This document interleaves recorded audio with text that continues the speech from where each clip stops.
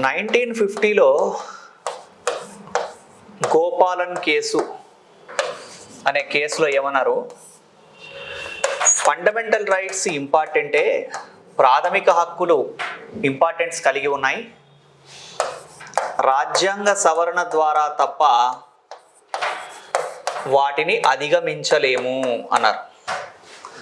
Fundamental rights ఇంపార్టెంటేనండి, కానీ constitutional amendment చేస్తే తప్ప ఏ రకంగా కూడా ఒక ఇండివిజువల్ పర్సన్ యొక్క ఫండమెంటల్ రైట్స్ని వయలేట్ చేయడానికి వీల్లేదు అని గోపాలన్ కేసు చెప్పడం జరిగింది. ఇక్కడ మీరు ఆర్టికల్ 21 చదువుకున్నప్పుడు వచ్చిన ఏకే గోపాలన్ కేసు ఇది ఒకటేనండి, కానీ ఇక్కడ వేరే ఆస్పెక్టు, ఫండమెంటల్ రైట్సా ఇంపార్టెంటు, డైరెక్టివ్ ప్రిన్సిపల్సా, ప్రాథమిక హక్కుల ఆదేశిక సూత్రాల అంటే ప్రాథమిక హక్కులు ఇంపార్టెంటే, కాకపోతే రాజ్యాంగ సవరణ ద్వారా కాకుండా మరే రకంగానూ ప్రాథమిక హక్కుల్ని మనం ఏమీ చేయలేము, ప్రాథమిక హక్కుల్ని రాజ్యాంగ సవరణ ద్వారానే సవరించాలి, వీలైతే లేదంటే సవరించడానికి వీల్లేదని చెప్పారు. అలా గోపాలన్ కేసులో చెప్పడం జరిగింది కాబట్టే 1951లో 1వ రాజ్యాంగ సవరణ చేశారండి. 1వ రాజ్యాంగ సవరణ చేసి ఏం చేశారో మీకు తెలుసు, ఇంతకుముందు మనం మాట్లాడుకున్నాం. 31A 31B ఇలాంటివి పొందుపరిచారని.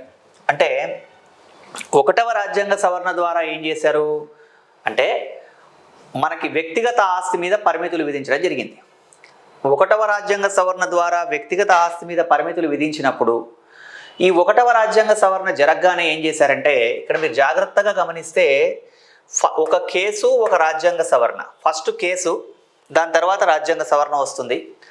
1వ రాజ్యాంగ సవరణని ప్రశ్నిస్తూ 1951లో శంకరీ ప్రసాద్ కేసు వచ్చిందండి. శంకరీ ప్రసాద్ కేసు లేదా శంకరీ ప్రసాద్ వర్సెస్, దీని మీద అనేక కేసులు ఉన్నాయి, ఇక్కడ నేను ఉదాహరిస్తున్నా.